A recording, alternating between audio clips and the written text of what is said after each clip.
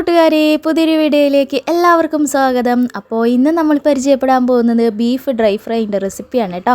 BDFൻ്റെ. അപ്പോൾ നമ്മൾ പുറത്തുനിന്നൊക്കെ റെസ്റ്റോറൻറ്റിൽ നിന്നൊക്കെ വാങ്ങുന്ന അതേ രുചിയിൽ നമുക്ക് വീട്ടിൽ തയ്യാറാക്കാൻ പറ്റും. നമ്മൾ പുറത്തുനിന്നൊക്കെ വാങ്ങുമ്പോൾ ഒരുപാട് വില കൊടുത്ത് വാങ്ങുന്ന സംഭവമാണിത്. എന്നാലോ കുറച്ചേ ഉണ്ടാവുള്ളൂ അത്രയും വില കൊടുത്ത് വാങ്ങണമെങ്കിലും. പക്ഷെ നമുക്ക് ഇതേപോലെ ബീഫ് വീട്ടിൽ വാങ്ങിയിട്ട് നല്ല സിമ്പിളായിട്ട് വളരെ എളുപ്പത്തിൽ നമുക്ക് തയ്യാറാക്കി എടുക്കാൻ പറ്റും കേട്ടോ. അപ്പോൾ എല്ലാവരും വീഡിയോ സ്കിപ്പ് ചെയ്യാതെ കാണാൻ ശ്രമിക്കുക. വീഡിയോയ്ക്ക് ഒരു ലൈക്ക് ഇട്ട ശേഷം കണ്ടു തുടങ്ങുക. അപ്പോൾ ഞാനിതാ ഇവിടെ പീസാക്കാത്ത ബീഫ് ഒരു 1/2 കിലോനേക്കാളും മീതെ എടുത്തിട്ടുണ്ട് കേട്ടോ. കറക്റ്റ് അളവ് പറയുന്നില്ല, കാരണം പീസാക്കാത്തതായതുകൊണ്ട് നമ്മൾ കുറച്ച് മുറിച്ചെടുത്തതാണ്. ഒരു 2 കിലോനോളം ഉണ്ടായിരുന്നു, അതൊന്ന് കുറച്ചെടുത്തതാണ് കേട്ടോ. അപ്പോൾ ഇത് നമുക്ക് നന്നായിട്ട് കഴുകി വൃത്തിയാക്കി എടുത്തിട്ട് ഒരു കുക്കറിലിടാം. അപ്പോൾ ഇതാ കുക്കറിലിട്ടിട്ടുണ്ട്. ഇനി പീസാക്കാതെ തന്നെ നമുക്ക് ഇതിലേക്ക് മഞ്ഞൾപ്പൊടി ചേർത്ത് കൊടുക്കാം. ഒരല്പം മഞ്ഞൾപ്പൊടി, പിന്നെ കുറച്ച് ഉപ്പ്, അതിൽ പിടിക്കാൻ ആവശ്യമായിട്ടുള്ള ഉപ്പും കൂടി നമുക്ക് ചേർത്ത് കൊടുക്കാം. എന്നിട്ട് നമുക്ക് ഒരു നുള്ളു വെള്ളം ഒഴിച്ച് കൊടുക്കാം കേട്ടോ. ചില ബീഫിൽ ഇതിൽ തന്നെ വെള്ളം ഊർന്നു വരും, ചില ബീഫിൽ വെള്ളം അധികം ഉണ്ടാവില്ല. അപ്പോൾ ഞാൻ ഒരു നുള്ളു ഒഴിച്ച് കൊടുത്തിട്ടുള്ളൂ, ഒരുപാടാവരുത് കേട്ടോ. അപ്പോൾ ഇതിൻ്റെ വെള്ളം നമുക്ക് കുറച്ച് ആവശ്യമുണ്ട്. അപ്പോൾ ഒരു നുള്ളു വെള്ളം മാത്രം ഒഴിച്ച് കൊടുക്കുക. എന്നിട്ട് നമുക്ക് അടച്ചിട്ട് ഒരു 80% വേവുന്ന വരെ നമുക്ക് വിസിലടിച്ച് കൊടുക്കാം. അപ്പോൾ ഇതാ ഫുള്ള് വേവാക്കിയിട്ടില്ല കേട്ടോ. നമ്മൾ കറി വയ്ക്കുന്നതിൻ്റെ അതേപോലെയുള്ള വേവാക്കിയിട്ടില്ല ഞാൻ, അതിൻ്റെ ഭാഗത്തോളം വേവാക്കിയിട്ടുണ്ട്. അപ്പോൾ ഇതാ നമ്മൾ വിസിലൊക്കെ പോയി ആവിയൊക്കെ പോയി എടുത്ത് ഇപ്പോൾ ഇതാ ഇനി പ്ലേറ്റിലാക്കിയിട്ടുണ്ട്. ഇനി ഇതിനെ ഒന്ന് പീസാക്കി എടുക്കണം കേട്ടോ.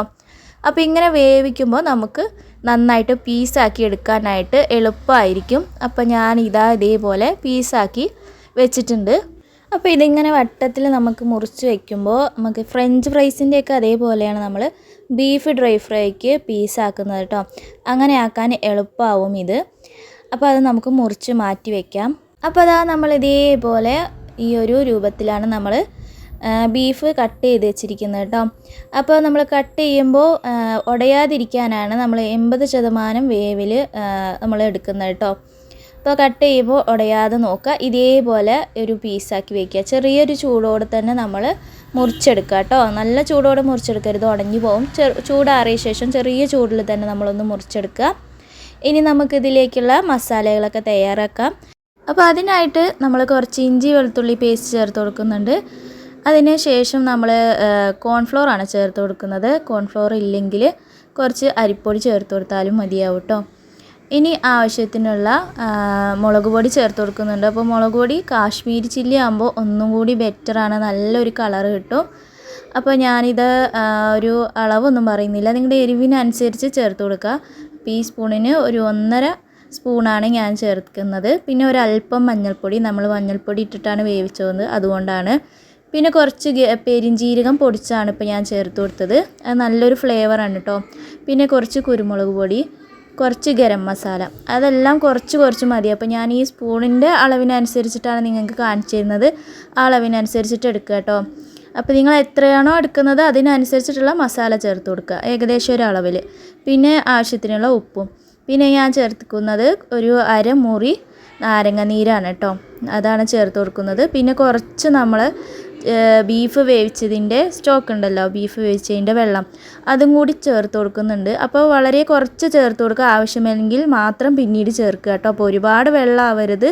അപ്പോൾ നമ്മുടെ മസാലയുടെ അളവ് അനുസരിച്ചിട്ട്, മസാലയുടെ കൺസിസ്റ്റൻസി അനുസരിച്ച് നമ്മൾ ചേർത്ത് കൊടുക്കുക. അപ്പോൾ ഒരുപാട് വെള്ളമായ നമ്മളെ മസാലയിൽ നേരെ പിടിക്കില്ല, അതിനനുസരിച്ച് ആ ബീഫ് വേവിച്ച വെള്ളവും കൂടി ചേർത്ത് കൊടുക്കുക. നന്നായിട്ട് മിക്സാക്കുക. നന്നായിട്ട് എല്ലാവിടെയും മിക്സാക്കിയതിന് ശേഷം നമ്മൾ അരിഞ്ഞു വെച്ച ബീഫിൻ്റെ പീസൊക്കെ നമ്മൾ ഇതിലേക്ക് ചേർത്ത് കൊടുക്കുക. ഇനി ഇത് മസാല നന്നായിട്ട് ഈ പീസിലേക്ക് പിടിക്കുന്ന രീതിയിൽ നന്നായിട്ട് മിക്സ് ആക്കണം. അപ്പോൾ മിക്സ് ആക്കുന്ന സമയത്ത് ഇത് പൊടിഞ്ഞു പോവാതെ പ്രത്യേകം ശ്രദ്ധിക്കുക കേട്ടോ. ഒരുപാട് കുത്തി നമ്മൾ ഇങ്ങനെ മസാല തിരുമ്പിയെടുക്കണ്ട, മെല്ലെ സാവധാനം മാത്രം മെല്ലെ മസാല തിരുമ്പിയെടുക്കുക, അല്ലെങ്കിൽ ഇത് ഉടഞ്ഞു പോവും. അതേപോലെ തന്നെ നമ്മൾ ബീഫ് വേവിക്കുമ്പോൾ പ്രത്യേകം ശ്രദ്ധിക്കേണ്ടതാണ്, ഒരുപാട് വേവാക്കരുത്. അപ്പോൾ അത് ഉടഞ്ഞു പോകാൻ സാധ്യത ഉണ്ട് കേട്ടോ. പലപ്പോഴായിട്ട് ഇങ്ങനെ ഉടഞ്ഞു പോയിട്ടുണ്ട് ഞാൻ ചെയ്യുമ്പോൾ. അപ്പോൾ അതൊക്കെ കറക്റ്റാണെങ്കിൽ മാത്രമാണ് നമുക്കിത് ചെയ്തെടുക്കാൻ പറ്റുള്ളൂ. ഒരു 3/4 ഭാഗത്തോളം വേവിച്ചാൽ മതിയാകും. അപ്പോൾ നമുക്ക് ഉടഞ്ഞു പോവാതെ ഇതേപോലെ പീസാക്കി കിട്ടും. ചെറിയ പീസാക്കിയിട്ട് മുറിച്ചെടുക്കുക കേട്ടോ. ഒരുപാട് വലുപ്പമാക്കരുത്. ഇതിൽ കാണുമ്പോൾ കുറച്ച് വലുതായിട്ട് തോന്നും, പക്ഷേ ചെറിയ പീസ് തന്നെയാണ് കേട്ടോ. വലിയ പീസാകുമ്പോൾ നമുക്ക് ബീഫ് ഇങ്ങനെ വേവിച്ചിട്ട് അതിൽ മസാല ഒന്നും സെറ്റ് ആവാണ്ട് ഒരു ടേസ്റ്റ് കുറവായിട്ട് തോന്നും. അപ്പോൾ ഇത് ഇതേപോലെ നന്നായിട്ട് തന്നെ നമ്മൾ മിക്സാക്കി എടുക്കണം. എന്നിട്ട് ഇത് നമുക്കൊരു അരമണിക്കൂറോളം ഇതേപോലെ റെസ്റ്റ് ചെയ്യാൻ വയ്ക്കണം. മാക്സിമം ഒരു 20 മിനിറ്റെങ്കിലും വെക്കണം കേട്ടോ. അപ്പോഴാണ് നമുക്ക് ആ മസാലയൊക്കെ ഒന്ന് സെറ്റായി കിട്ടുള്ളൂ. എന്നിട്ട് നമുക്ക് അതിന് ശേഷം എണ്ണ ഒഴിച്ച് നമുക്ക് എണ്ണ നന്നായിട്ട് ചൂടായിട്ട് വരുമ്പോൾ കുറച്ച് കുറച്ചായിട്ട് ഇതിലേക്ക് ചേർത്ത് കൊടുക്കുക. ഇതേപോലെ കുറച്ച് തോനെ എണ്ണ വേണം കേട്ടോ. പൊരിച്ചെടുക്കുമ്പോൾ നമ്മൾ സാധാരണ മീനൊക്കെ വറുത്തെടുക്കുന്ന പോലെയല്ല, കുറച്ചധികം എണ്ണ വേണം. നമ്മൾ പൂരിയൊക്കെ ഉണ്ടാക്കുമ്പോൾ എടുക്കില്ല, അത്രയും കുറച്ച് എണ്ണ അധികം വേണം കേട്ടോ. എന്നിട്ട് നമ്മൾ ഇട്ട ശേഷം അപ്പം തന്നെ നമ്മൾ ഇളക്കി കൊടുക്കാൻ പാടില്ല. ഒരു 2 മിനിറ്റ് കഴിഞ്ഞ ശേഷമാണ് നമ്മളിതൊന്ന് ഇളക്കാൻ പാടുള്ളൂ. ഇട്ട അപ്പം തന്നെ നമ്മളൊന്ന് കയ്യിലുകൊണ്ട് ഇളക്കുകയാണെങ്കിൽ ആ മസാലയൊക്കെ പിടിക്കാതെ വേറെ വേറെ വിട്ടുപോകും കേട്ടോ. അപ്പോൾ അതൊന്ന് പ്രത്യേകം ശ്രദ്ധിക്കണം. 1-2 മിനിറ്റ് അതേപോലെ വെച്ചതിന് ശേഷം നമ്മൾ ഒന്ന് മിക്സാക്കി കൊടുക്കുക. അപ്പോൾ എല്ലാവരുടെയും ഒരേപോലെ വേവും. അതുമാത്രമല്ല, നമ്മൾ ഒരുപാട് നേരം അതേപോലെ വേവിച്ചെടുക്കരുത്. ഒരു 4-5 മിനിറ്റ് മാക്സിമം വേവിച്ചെടുക്കുക. ഒരുപാട് നേരം എണ്ണയിലിട്ട് വേവിക്കുമ്പോൾ അതിൻ്റെ സോഫ്റ്റ്നെസ് പോകും. നല്ലൊരു ഹാർഡായിട്ടുണ്ടാവും കേട്ടോ. ബലം വെച്ചിട്ട് നമ്മൾ കഴിക്കുമ്പോൾ ഒരു ടേസ്റ്റായിട്ട് തോന്നില്ല. അപ്പോൾ അതും പ്രത്യേകം ശ്രദ്ധിക്കാനുണ്ട്. നമ്മൾ ഫ്രൈ ചെയ്യുന്ന സമയത്ത് ഒരുപാട് നേരം ഫ്രൈ ചെയ്ത് വെക്കരുത്. അപ്പോൾ അതിൻ്റെ മസാലയൊക്കെ കറക്റ്റായിട്ട് തന്നെ നമ്മൾ കോരിയെടുക്കുക കേട്ടോ. കുറച്ച് മസാലകളൊക്കെ പോയിട്ടുണ്ടാവുമല്ലോ അതൊക്കെ. അപ്പോൾ അത് ആ മൊരികളൊക്കെ കറക്റ്റായിട്ട് എടുത്തില്ലെങ്കിൽ പിന്നെയും കടന്ന് അങ്ങനെ കരിഞ്ഞ പോലെയാവും. അപ്പോൾ അങ്ങനെ ഇതുപോലെ തന്നെ ഓരോ സെക്ഷനായിട്ട് നമ്മൾ ഇട്ട് കൊടുക്കുക. എന്നിട്ട് പൊരിച്ചെടുക്കുക. പ്രത്യേകം ശ്രദ്ധിക്കേണ്ടത്, ഞാൻ നേരത്തെ പറഞ്ഞ പോലെ ഇട്ട അപ്പം തന്നെ നമ്മൾ ഇളക്കി കൊടുക്കരുത്. അതേപോലെ ഒരുപാട് നേരം എണ്ണയിൽ വേവിക്കാനും വെക്കരുത്. അപ്പോൾ അതാ ഓരോ ഭാഗമായിട്ട് നമ്മൾ ഇട്ട് കൊടുത്തിട്ട് നമ്മൾ എല്ലാം ഫ്രൈ ചെയ്തെടുത്തിട്ടുണ്ട്. അപ്പോൾ ലാസ്റ്റ് കൊണ്ട് നമ്മൾ വേറൊരു കാര്യം കൂടി ചെയ്യുന്നുണ്ട് കേട്ടോ. അപ്പോൾ ഇതുകൂടി ആകുമ്പോൾ നല്ല ബീഫ് ഡ്രൈ ഫ്രൈ നമ്മൾ സൂപ്പർ ടേസ്റ്റ് ആകും. കുറച്ച് കറിവേപ്പിൻ്റെ ഇല കൂടി ഇട്ട് കൊടുക്കുന്നുണ്ട്. അപ്പോൾ ഇതൊന്നും മൊരിഞ്ഞ് സെറ്റായി വരുന്ന ആ സമയത്താണ് നമ്മൾ ചേർത്ത് കൊടുക്കുന്നത് കേട്ടോ. പിന്നെ കുറച്ച് പച്ചമുളക് ചെറുതായിട്ട് നീളത്തിൽ കീറിയെടുത്തതും. അപ്പോൾ അതുകൂടി ആകുമ്പോൾ ഇതിൻ്റെ ഫ്ലേവർ നല്ല ടേസ്റ്റ് ആയിരിക്കും. അടിപൊളി ടേസ്റ്റാണ്. ഇതുകൂടി എന്തായാലും ഒന്ന് ചേർത്ത് കൊടുക്കുക കേട്ടോ. നല്ല അടിപൊളി ടേസ്റ്റാണ് ഇങ്ങനെ ചെയ്താൽ. എന്നിട്ട് ഇതൊന്ന് ചെറുതായിട്ടൊന്ന് മൂപ്പിച്ചെടുക്കുക. ഒരുപാട് ഫ്രൈ ആക്കി എടുക്കണ്ട. ബീഫിൻ്റെ ഒന്നുകൂടി ഫ്രൈ ആവാനുണ്ടാവില്ല, ആ സമയം മാത്രം മതിയാവും. വേറെ പ്രത്യേകിച്ച് മൊരിച്ചെടുക്കേണ്ട ആവശ്യമൊന്നുമില്ല കേട്ടോ. നല്ല ടേസ്റ്റാണ് ഇതേപോലെ ചെയ്താൽ. ഓരോന്നിൻ്റെ ഇപ്പോൾ ഇട്ടില്ലെങ്കിലും നമ്മൾ ലാസ്റ്റ് ഇതേപോലെ ഒന്ന് ചെയ്തെടുക്കുകയാണെങ്കിൽ നല്ല അടിപൊളി ടേസ്റ്റാണ് ഈ ബീഫ് ഡ്രൈ ഫ്രൈക്ക്. അപ്പോൾ അതാ നമ്മളെ ബീഫ് ഡ്രൈ ഫ്രൈ ഇവിടെ റെഡി ആയിക്കൊണ്ടിരിക്കുകയാണ്. ഇനി ഇതൊന്ന് കോരിയെടുക്കണം. അപ്പോൾ ഇതാ വളരെ സിമ്പിളായിട്ട് നമ്മുടെ ബീഫ് ഡ്രൈ ഫ്രൈ ഇവിടെ റെഡി ആയിട്ടുണ്ട്.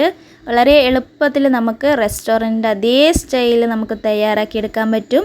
ഞാൻ നേരത്തെ പറഞ്ഞ പോലെ തന്നെ നമ്മൾ പുറത്തുനിന്ന് വാങ്ങുമ്പോൾ ഇതിന് ഒരുപാട് വിലയാണ്. ക്വാണ്ടിറ്റിയും കുറവായിരിക്കും. നമ്മൾ വീട്ടിലുണ്ടാക്കുമ്പോൾ നല്ല അടിപൊളി ടേസ്റ്റിൽ നമുക്ക് എല്ലാവർക്കും കഴിക്കാൻ പറ്റുന്ന രീതിയിൽ അത്രയും ക്വാണ്ടിറ്റിയോടെ തന്നെ നമുക്ക് കഴിക്കാനുള്ളത് നമുക്ക് സിമ്പിളായിട്ട് ഉണ്ടാക്കാൻ പറ്റും. വീട്ടിലുള്ള ഇൻഗ്രീഡിയൻസ് കൊണ്ട് തന്നെ ഉണ്ടാക്കാൻ പറ്റും. പിന്നെ കുറച്ച് സ്റ്റെപ്പുകൾ നിങ്ങൾ സ്കിപ്പ് ചെയ്യാതെ വീഡിയോ കാണുമ്പോൾ മാത്രമേ നിങ്ങൾക്ക് കറക്റ്റായിട്ട് ഇത് കിട്ടുകയുള്ളൂ. ഓരോ സ്റ്റെപ്പ് പ്രധാനപ്പെട്ടതാണ്. അപ്പോൾ ഇന്നത്തെ വീഡിയോ നിങ്ങൾക്ക് ഇഷ്ടമായെന്ന് വിചാരിക്കുന്നു. ഇഷ്ടമായെങ്കിൽ മറക്കാതെ ലൈക്ക് ചെയ്യുക. അതുപോലെ തന്നെ ചാനൽ ആദ്യമായിട്ട് കാണുന്ന കൂട്ടുകാരുണ്ടെങ്കിൽ ഒന്ന് സബ്സ്ക്രൈബ് ചെയ്ത് സപ്പോർട്ട് ചെയ്യണേ. മറ്റൊരു അടിപൊളി വീഡിയോ ആയിട്ട് വീണ്ടും കാണാം. Thank you for watching. By.